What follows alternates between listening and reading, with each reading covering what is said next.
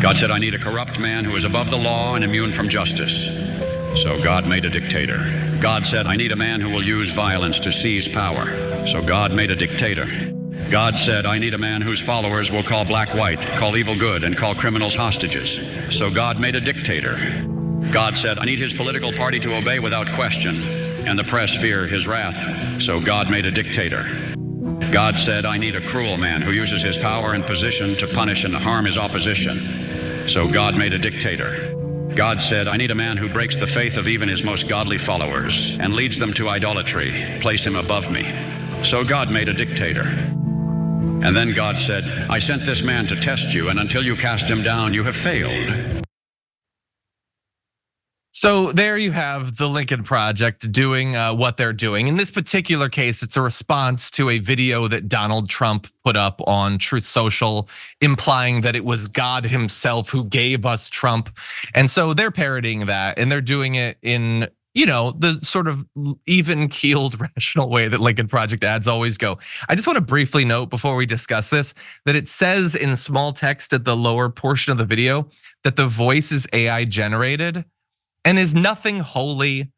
Are we not even giving like ominous Lincoln Project voiceover jobs to humans anymore? Instead, Honestly, we're having AI generate that. That's so sad. I talk often about, they have a woman who does their voiceovers for a lot of their videos, and she's got kind of like a sultry voice, and they use her to really like mock Trump in like testicle shriveling sorts of ways.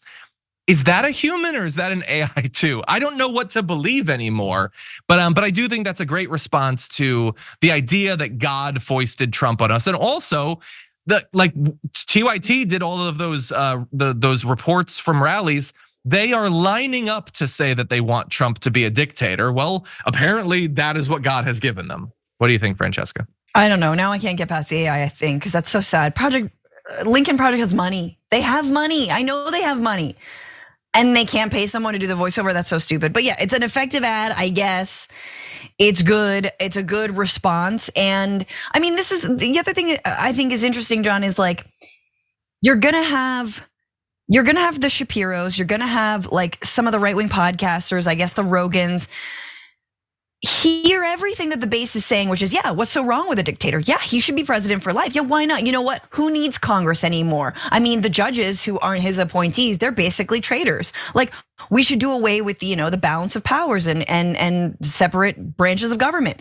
And yet it is on Shapiro to launder that or to say, that's not what he means. That's not what they mean. They're not serious about that. They just want someone strong. They want an alpha. Like, it gets harder and harder and harder to tell their lies as they go on. And I hope that some part of the Republican voting bloc sees that and at the very least stays home. I mean, one would hope. Look, we're gonna have a lot of ads and campaign ads like that. Probably in many cases, I think they're gonna attempt to be more persuasive towards Trump voters, but also to fire up independents and to make sure the Democrats are excited or whatever. It's gonna be a part of the race. We are just going to have to see is reminding people who Trump is, what he has done, what he promises to do. Is that gonna be persuasive? We already know that is like the thing that Biden is going to lean on. Is that enough? Stay tuned throughout the campaign.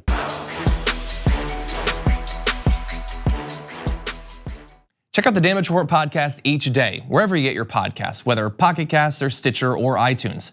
You can join me as I give you the news and stories you want, with a range of co-hosts and interview guests jumping in on the fun each day.